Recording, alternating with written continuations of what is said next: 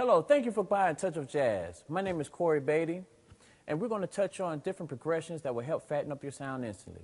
Let's get right into our lesson.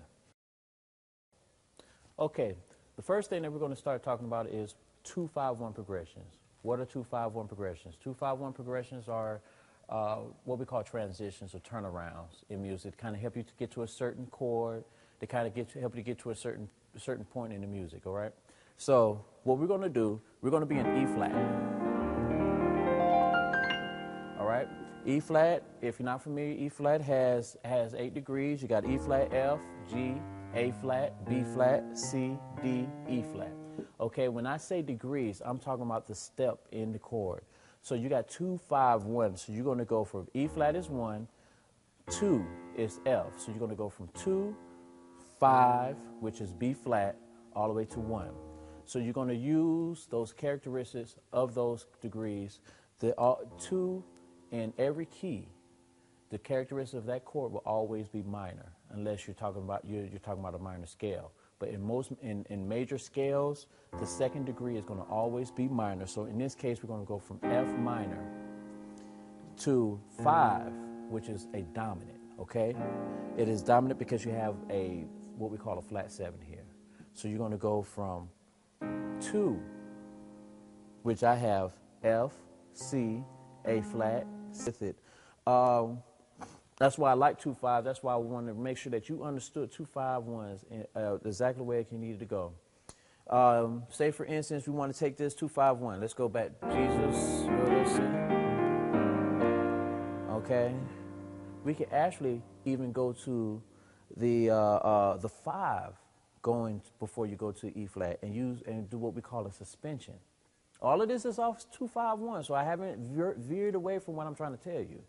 But it's just, so anyway, let me show you. Okay? Okay, what I do there, I just put the B flat in the E flat at the beginning of that chord instead of going straight to the B flat. So I went straight to the E flat, gives it a different sound, and then I'm gonna resolve it, and then boom, gets you right back home. Okay, all of this in mind, it just really kind of helps the ear out a little bit. So let's try just a little more of that song. So what I'm gonna do, I think I'm gonna go chromatic this time. All right, let's see where Richard Smallwood has more 2-5s in this song. So we have. How am I going to do this? I'm gonna go down chromatically.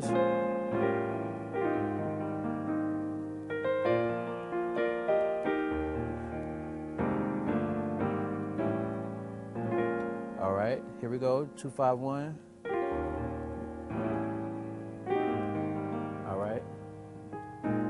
And then here we go. The usual turnaround in most gospel music, what we call 3-6-2-5-1. So, Jesus, you're the center of my joy. All right. They'll edit that out later. But anyway, so we have our 3, which is going from G minor, going to, I put C dominant. You know, that's like a big argument with the older cats.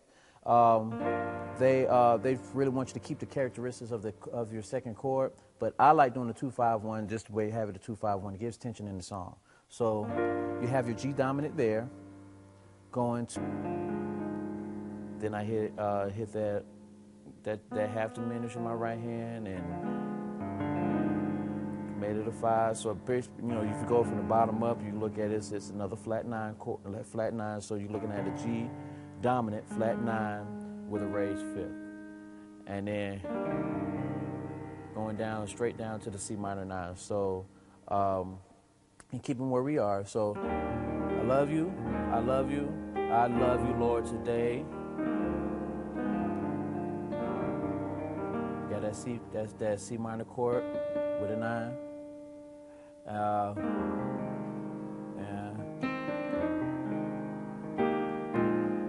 And then sometimes,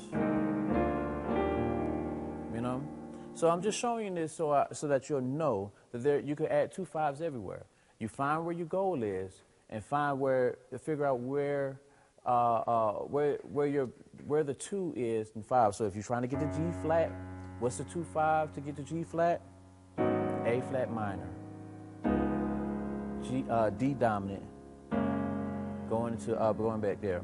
How are we going to spread it out to keep from having to do a lot of movements? A flat dominant. A flat minor. Then there you have that D flat dominant, and then you're going to have the G flat 9. Okay, so it kind of gives you a fatter sound automatically. Like I said, work it in every key. Our next lesson is we're going into a worship movement. Worship movement is basically, like I said, the preacher has delivered a dynamic sermon. Everybody is convicted and everything else. And so now it's time for people to be delivered. Okay? So we want to play something that's going to kind of just inspire people, but yet not distract them. So everybody like, ooh, what he playing? Okay? We don't want that, because that's not what we're there for. We're there to just help keep and move service along. All right. So the way I look at worship music and the way I've studied it, and just based on some of the services I've been to and some of the songs I listen to, worship movement always pretty much starts on 4. Okay, 4, 5, and 6. Okay, and let me show you. I'm going to be in the key of A. All right. And so in A, you have A, B, C sharp, D, E, F sharp, G sharp, and A. Okay, so the 4 would be the D. All right, so we're going to go from D, E natural to F sharp. And so we want to still keep the same characteristics of those chords. So D is automatic. It's just a pure major chord. 5 is characteristically dominant, but we don't want to put that flat 7 in there, okay? Because we don't want that much tension in there. And then you're going to have your 6 as being the minor chord. So you have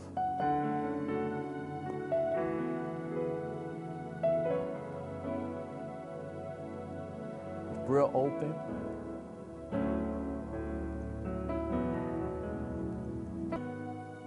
Just, a lot of strings,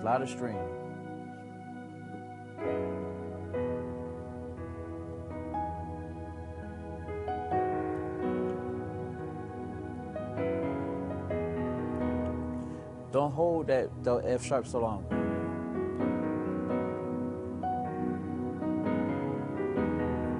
Don't hold that so long. Kind of use it as a passing.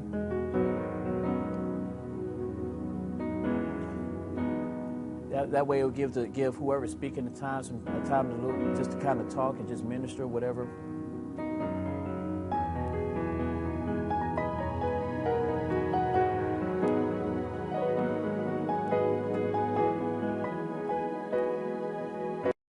Thank you for buying Touch of Jazz. I hope you enjoyed it. I know I have. So what we've gone over, talked about the different 2-5-1 progressions. We've talked about the worship movements, the reaching out to other genres. So this is something that will help you push you along in becoming the musician that I know you can be. Take care.